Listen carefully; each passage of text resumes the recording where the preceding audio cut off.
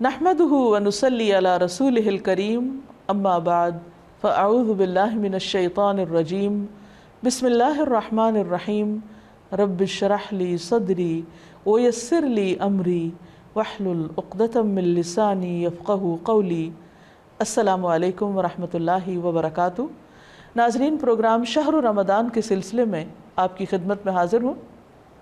گزشتہ پروگرام میں ہم نے بات کی تھی آخری عشرے پر اور اس کی خاص عبادت یعنی اعتکاف کے موضوع پر۔ آخری عشرے کی ایک اور خاص خصوصیت یہ ہے کہ اس میں ایک ایسی رات ہے جو 1000 مہینوں سے زیادہ بہتر ہے، یعنی اس رات کا عمل 1000 مہینوں کی عبادت سے زیادہ بہترین عمل ہے۔ یعنی ایک شخص اگر 1000 مہینے عبادت کرتا رہے اور دوسری طرف اس کو اگر یہ رات نصیب ہو جائے تو اس کی خوش قسمتی کے کیا کہنے، کیونکہ اس ایک رات میں وہ جو کچھ کرے گا وہ اس کی اس ساری عبادت سے زیادہ افضل ہوگا۔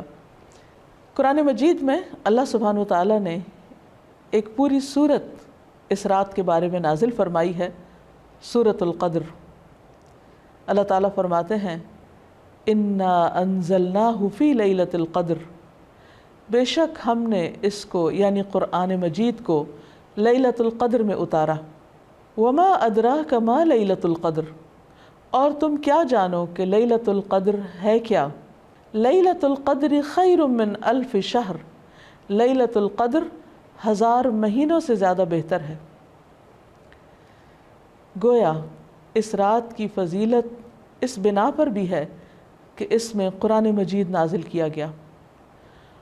قرآن مجید سب سے عظیم ہستی کی طرف سے آیا، یعنی اللہ سبحانہ و تعالیٰ کا کلام، سب سے بہترین انسان یعنی محمد صلی اللہ علیہ وسلم پر نازل کیا گیا، سب سے بہترین مہینے رمضان میں نازل کیا گیا، سب سے بہترین رات یعنی لیلۃ القدر میں نازل کیا گیا کہ اس ایک رات کا عمل 1000 مہینوں سے زیادہ بہتر ہے۔ اور مزید یہ کہ تنزل الملائکۃ والروح فیہا، اس میں فرشتے اترتے ہیں، ملائکہ اترتے ہیں اور روح یعنی جبریل امین اترتے ہیں۔ سلام ہی حتی مطلع الفجر، یہ رات سراسر سلامتی کی رات ہے یہاں تک کہ فجر طلوع ہو جائے۔ اتنی خوبصورت رات، اتنی بہترین رات، اتنی خیر و برکت اور بھلائیوں سے معمور رات، کیا ہم اس کا انتظار نہیں کریں گے؟ کیا ہم اس کو پانے کی کوشش نہیں کریں گے اور اس کے لیے مزید طلب اور تڑپ بڑھائیں گے نہیں؟ خوش قسمت ہے وہ جو اس رات کی بھلائی پا گیا اور بدقسمت ہے وہ جو اس رات کی خیر سے محروم رہ گیا۔ اس لیے ہمیں آج سے ہی اس بات کا تہیہ کر لینا چاہیے کہ انشاءاللہ ہم آخری عشرے کی سب راتوں میں عبادت کریں گے اور پچھلے 2 عشروں کی نسبت زیادہ کریں گے تاکہ ہم اس رات میں نیک عمل کر کے اپنے نامہ اعمال کو بہتر بنا سکیں۔ اس رات کی تلاش میں اگر پورا عشرہ بھی عبادت کرنا پڑے تو کوئی مشکل کام نہیں، کوئی گھاٹے کا سودا نہیں، بلکہ نفع ہی نفع ہے، کیونکہ یہ رات جو خیر و برکت کی رات ہے، جس کو مل گئی اس کی خوش قسمتی کا کیا ٹھکانہ۔ لیکن یہ خوش قسمتی اس کے لیے ہے جو اس کی طلب رکھے، اس کے لیے بھاگ دوڑ کرے، اس کے انتظار میں رہے، اس کا شوق رکھے۔ یہ رات جس میں فرشتے اترتے ہیں، اس کے بارے میں نبی صلی اللہ علیہ وسلم نے مزید وضاحت کی، فرمایا، حضرت ابو ہریرہ سے روایت ہے کہ ان الملائکۃ تلک اللیلۃ فی الارض اکثر من عدد الحصی، بلا شبہ اس رات کو زمین میں فرشتوں کی تعداد کنکریوں سے بھی زیادہ ہوتی ہے۔ اور پھر فرشتے جب اترتے ہیں تو ایک خاص قسم کا ماحول پیدا ہو جاتا ہے، ہر طرف نیکی کا دور دورہ ہوتا ہے، ایک خاص روح ہوتی ہے اس رات میں۔ اس لیے ہم سب کو اس سے بھرپور فائدہ اٹھانا ہے، کیونکہ ایک اچھا عمل 1000 ماہ کے عمل سے بہتر ہے۔ حضرت انس سے روایت ہے کہ رمضان آیا تو رسول اللہ صلی اللہ علیہ وسلم نے فرمایا، ان هذا الشهر قد حضركم وفيه ليلة خير من 1000 شهر من حرمها فقد حرم الخير كله ولا يحرم خيرها الا محروم، کہ لوگو یہ مہینہ جو تم پر آیا ہے اس میں ایک ایسی رات ہے جو 1000 مہینوں سے بہتر ہے، جو شخص اس سے محروم رہا وہ ہر بھلائی سے محروم رہا۔ اس رات کی سعادت سے صرف بد نصیب ہی کو محروم کیا جاتا ہے، یعنی حقیقی معنوں میں بد نصیب وہ ہے جو اس رات کی عبادت سے محروم رہے، اس رات کی خیر سے محروم رہے۔ لیلۃ القدر آخری عشرے کی کوئی بھی رات ہو سکتی ہے، لیکن نبی صلی اللہ علیہ وسلم نے خاص طور پر طاق راتوں میں اسے تلاش کرنے کا حکم دیا ہے۔ ابن عمر کہتے ہیں کہ رسول اللہ صلی اللہ علیہ وسلم نے فرمایا التمسوها فی العشر الاواخر یعنی لیلۃ القدر فإن ضعف أحدكم أو عجز فلا يغلبن على السبع البواقی۔ صحیح مسلم کی اس روایت کا معنی ہے کہ رمضان کے آخری عشرے میں شب قدر تلاش کرو، پھر اگر تم میں سے کوئی کمزوری دکھائے یا عاجز ہو جائے تو آخری 7 راتوں میں سستی نہ کرے، یعنی نبی صلی اللہ علیہ وسلم نے اس کو اور شارٹ لسٹ کر دیا، پہلے 10 راتوں کا بتایا، پھر آخری 7 راتوں کی طرف توجہ دلائی۔ اس رات کا قیام گناہوں کی بخشش کا ذریعہ ہے۔ نبی صلی اللہ علیہ وسلم نے فرمایا من قام لیلۃ القدر ایمانا واحتسابا غفر له ما تقدم من ذنبہ، جس نے لیلۃ القدر میں ایمان اور احتساب یعنی ثواب کی نیت سے قیام کیا، اس کے پچھلے تمام گناہ معاف کر دیے جائیں گے۔ اس سے یہ بات بھی پتہ چلتی ہے کہ اس رات کی سب سے افضل نیکی قیام کرنا ہے، یعنی اللہ تعالیٰ کے حضور کھڑے ہو کر زیادہ سے زیادہ قرآن مجید پڑھنا، یعنی نماز کی حالت میں، یا سننا ہے۔ اسی طرح اس رات میں شور ہنگامے، لڑائی جھگڑے، فضول اور لغو گفتگو سے بھی پرہیز کرنا چاہیے۔ عام طور پر ہوتا یہ ہے کہ جب لوگ مساجد میں اکٹھے ہوتے ہیں یا کچھ گھروں میں اکٹھے ہو کر اجتماعی طور پر قیام اللیل کا اہتمام کرتے ہیں تو پھر بعض اوقات تھکاوٹ ہونے کی صورت میں چائے کا دور چلتا ہے یا پھر گفتگو شروع ہو جاتی ہے، تو ہو سکتا ہے کہ وہی دعا کی قبولیت کا وقت ہو۔ اس لیے پوری رات میں انسان اپنے آپ پر خوب چیک رکھے، نظر رکھے کہ وہ عبادت کے سوا کسی اور چیز کی طرف دھیان نہ دے، اگر کوئی اور کر رہا تو اس کو بھی سمجھائے۔ اس سلسلے میں ایک حدیث ہے، عبادہ بن صامت سے مروی ہے کہ نبی صلی اللہ علیہ وسلم ہمیں شب قدر کی خبر دینے کے لیے تشریف لا رہے تھے کہ 2 مسلمان آپس میں جھگڑا کرنے لگے۔ اس پر آپ صلی اللہ علیہ وسلم نے فرمایا میں آیا تھا کہ تمہیں شب قدر بتا دوں، لیکن فلاں اور فلاں نے آپس میں جھگڑا کر لیا، پس اس کا علم اٹھا لیا گیا اور امید ہے کہ تمہارے حق میں یہی بہتر ہوگا۔ اس حدیث سے ہمیں 2 باتیں پتہ چلتی ہیں۔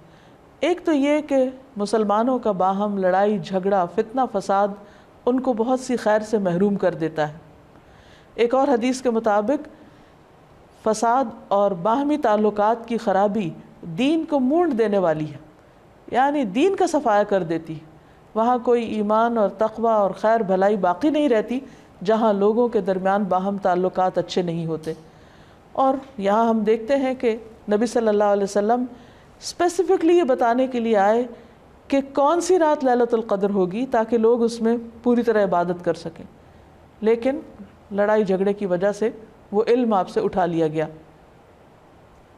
لیکن آپ نے یہ فرمایا کہ اسی میں بھلائی ہوگی۔ اس سے ہمیں ایک اور بات بھی پتہ چلتی، اور وہ یہ کہ نبی صلی اللہ علیہ وسلم انتہا درجے کی مثبت سوچ رکھتے تھے۔ وہ ہر اس موقع پر جہاں کوئی شخص پریشان ہو کر کام چھوڑ سکتا ہے یا ڈپریشن میں جا سکتا ہے، آپ اس موقع پر بھی ہمیشہ یہی بتاتے کہ اس میں بھی بھلائی ہے، اس میں بھی خیر ہے، اور ہم اگر غور کریں تو خیر نظر بھی آتی ہے۔ وہ یہ کہ اگر ہمیں یہ پتہ ہوتا کہ فلاں ایک رات لیلۃ القدر ہے، مثلاً بعض لوگ جیسے کہتے ہیں 27ویں کی رات یا کوئی اور رات، تو پھر ہم صرف عبادت اسی رات میں کرتے۔ اب چونکہ پتہ نہیں کہ کون سی رات ہے، تو اس ایک رات کو تلاش کرنے کے لیے ہم اور بھی بہت سی راتوں میں عبادت کر لیتے ہیں، جو یقینی طور پر ثواب اور اجر کا کام ہے۔ لیلۃ القدر اگرچہ یہ نہیں پتہ چلتا کہ کون سی رات ہے، لیکن اس کی کچھ علامات ہمیں بتائی گئی ہیں۔ وہ علامات کیا ہیں؟ احادیث کی روشنی میں دیکھیے، نبی صلی اللہ علیہ وسلم نے فرمایا شب قدر کی صبح کو سورج کے بلند ہونے تک اس کی شعاع نہیں ہوتی، وہ ایسے ہوتا ہے جیسے تھالی، یعنی سورج نظر تو آتا ہے لیکن اس کی شعاعیں نہیں نظر آتی۔ یعنی سورج کا رنگ ایک طرح سے مختلف ہوتا ہے۔ ایک اور روایت میں آتا ہے، حضرت ابو ہریرہ سے روایت ہے کہ ہم نے رسول اللہ صلی اللہ علیہ وسلم کے پاس شب قدر کا ذکر کیا تو آپ نے فرمایا تم میں سے کون اسے یاد رکھتا ہے؟ اس میں جب چاند نکلتا ہے تو ایسا ہوتا ہے جیسے بڑے تھال کا کنارہ، یعنی اس کو بھی آپ نے تھال سے تشبیہ دی، لیکن کنارہ اس لیے کہ آخری راتوں میں چاند پورا نہیں رہتا، ایک کنارے کی طرح رہ جاتا ہے۔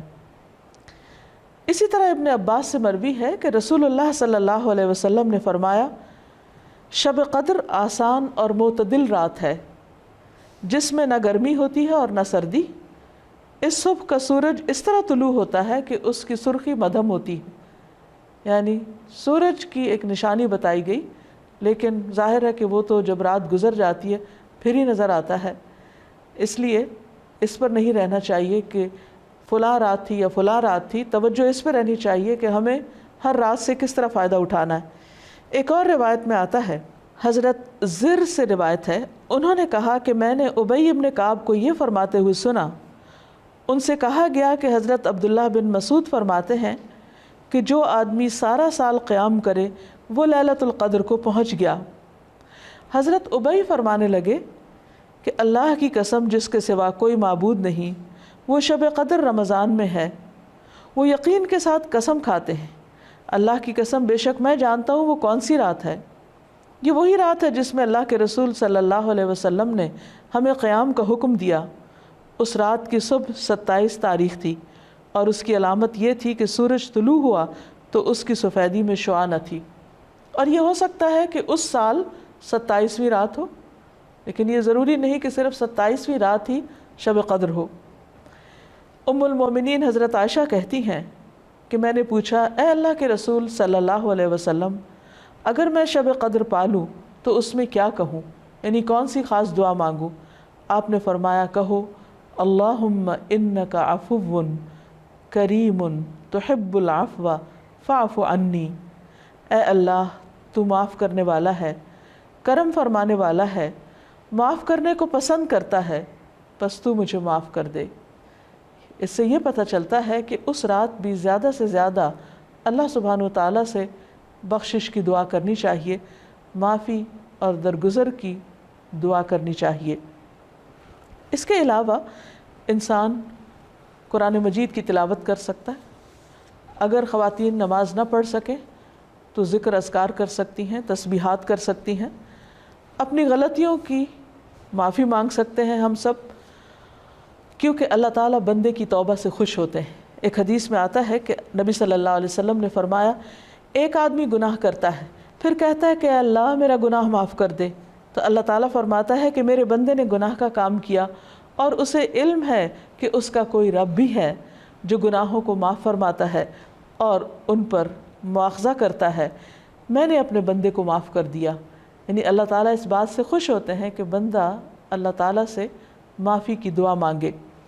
پھر اللہ تعالیٰ بخشش کا وعدہ بھی کرتے ہیں۔ رسول اللہ صلی اللہ علیہ وسلم نے فرمایا کہ شیطان نے اللہ عز و جل سے کہا مجھے تیری عزت اور جلال کی قسم، میں تیرے بندوں کو اس وقت تک گمراہ کرتا رہوں گا جب تک ان کے جسم میں روح رہے گی، یعنی جب تک وہ فوت نہیں ہو جاتے۔ اور اللہ تعالیٰ نے فرمایا مجھے اپنی عزت اور جلال کی قسم، جب تک وہ مجھ سے معافی مانگتے رہیں گے میں بھی انہیں معاف کرتا رہوں گا۔ یعنی اللہ تعالیٰ کو معاف کرنا پسند ہے، اس لیے خصوصی طور پر لیلۃ القدر میں اپنے گناہوں کی معافی مانگنی چاہیے، کیونکہ اس میں قبولیت کی گھڑیاں ہوتی ہیں۔ اور استغفار کا فائدہ یہ بھی ہے کہ انسان عذاب سے محفوظ رہتا ہے۔ قرآن مجید میں آتا ہے کہ اللہ تعالیٰ ان کو عذاب نہیں دیں گے جب تک وہ استغفار کرتے رہیں گے۔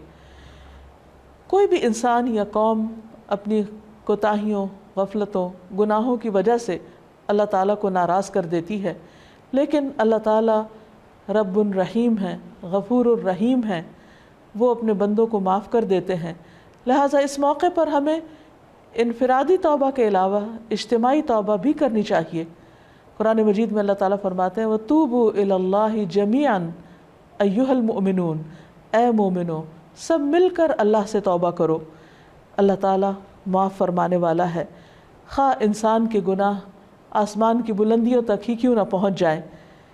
اور آپ صلی اللہ علیہ وسلم نے یہ بھی فرمایا کہ جو آدمی یہ بات پسند کرتا ہے کہ اس کا اعمال نامہ اسے خوش کر دے تو وہ کثرت سے استغفار کیا کرے۔ ایک اور روایت میں آتا ہے خوشخبری ہے اس کے لیے جو اپنے نامہ اعمال میں بکثرت استغفار پائے۔ اللہ تعالیٰ سے دعا ہے کہ اللہ تعالیٰ ہمیں یہ رات نصیب فرمائے اور ہمارے گناہوں کی بخشش فرما دے اور اپنی رحمتوں کا نزول ہم سب پر کرے۔ وآخر دعوانا ان الحمد للہ رب العالمین۔ السلام علیکم ورحمۃ اللہ وبرکاتہ۔